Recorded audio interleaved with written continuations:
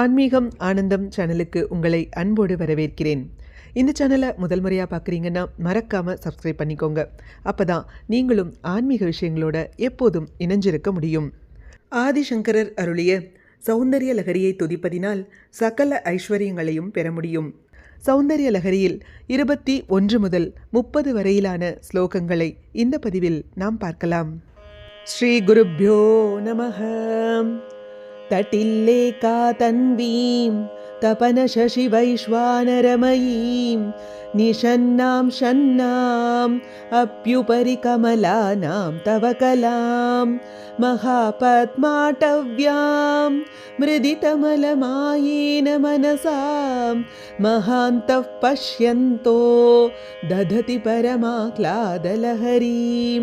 भवानी त्वं दासे मयि वितरदृष्टिं सकरुणाम् इति स्तोतुं वाञ्छन् कथयदि भवानी त्वमिति यः तदैव त्वं तस्मै दिशसि निजसायुज्य पदवीं मुकुन्दः ब्रह्मेन्द्र स्फुटमकुटनीराजितपदां त्वया हृत्वा वामं वपुरपरितृप्तेन मनसा शरीरार्धं शम्भोः अपरमपि शङ्के हृतमभूत् यदेतत्त्वद्रूपं सकलमरुणाभं त्रिनयनं कुचाभ्यामानम्रं कुटिलशशिचूडालमकुटं जगत्सूते धाता हरिरवतिरुद्रक्षपयते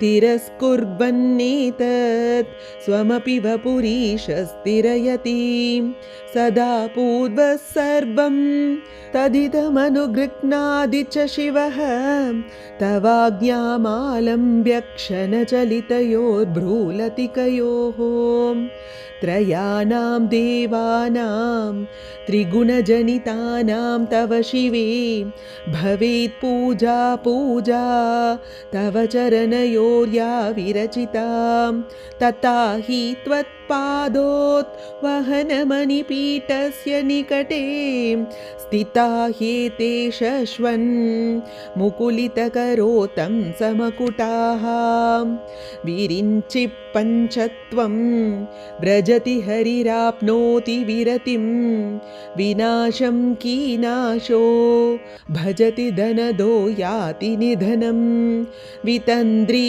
माहेन्द्री विततिरपि सम्मीलितदृशां महासंहारेऽस्मिन् विहरति सति त्वत्पतिरसौ जपो जल्पशिल्पं सकलमपि मुद्राविरचना गतिः प्रादक्षिण्य क्रमनमशनाद्याहुतिविधिः प्रणामः संवेशः सुखमखिलमात्मार्पणदृशां सपर्यापर्यायस्तव भवतु यन्मे विलसितं सुधामप्यास्वाद्य प्रतिभयजरा मृत्युहरिणीं विपद्यन्ते विश्वे विधिशतमकाद्यादिविशदः करालं यक्ष्वेलं कबलितवतः कालकलना न शम्भोस्तन्मूलं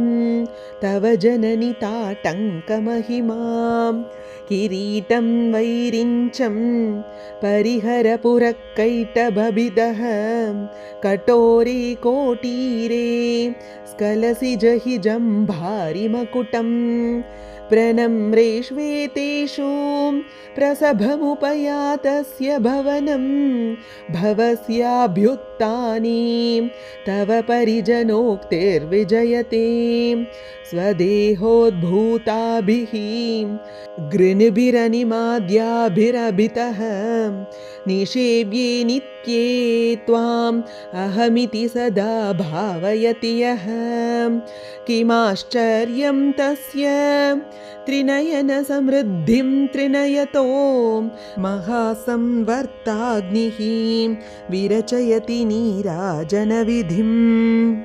हरिः ओम श्री गुरुभ्यो नमः। हरिः ओम।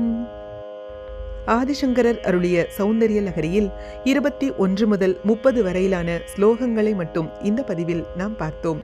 இது போன்ற ஸ்லோகங்களுக்கும் ஆன்மீக விஷயங்களுக்கும் மறக்காம நம்ம சேனலை சப்ஸ்கிரைப் பண்ணிக்கோங்க. நல்லதே நடக்கட்டும், நன்மையே பிறக்கட்டும். நன்றி, வணக்கம்.